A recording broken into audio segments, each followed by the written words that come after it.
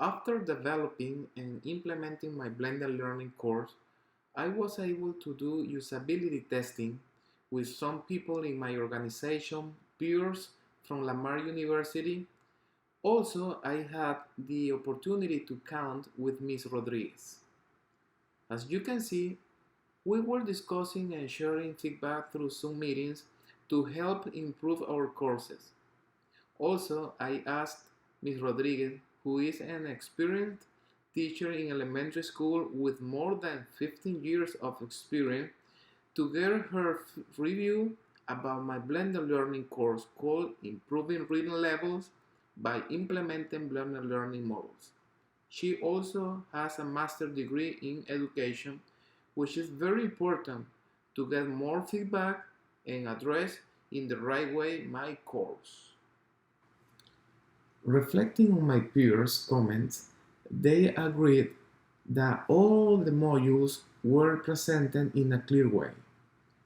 They said too that this is a blended learning course and it has enough opportunity for collaboration.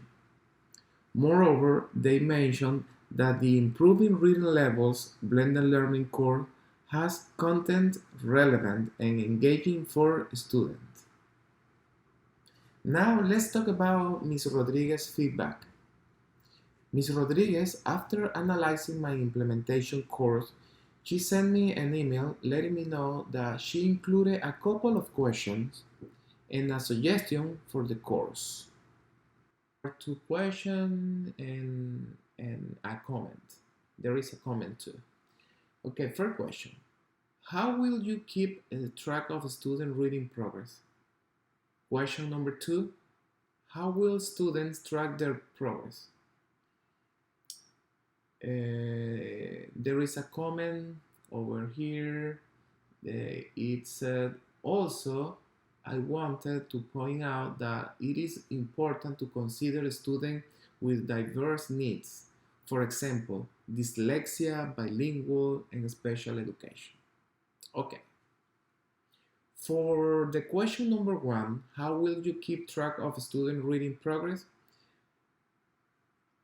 As a teacher, I will have a data binder with my observation in student reading fluency track. The question number two is how will students track their progress?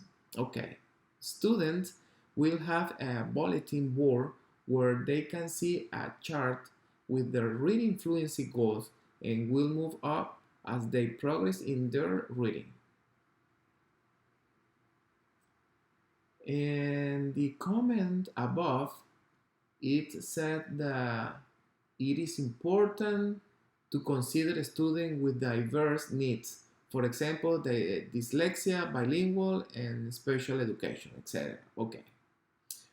For those specific student needs in my class for dyslexia and special education, I have specialist support every day.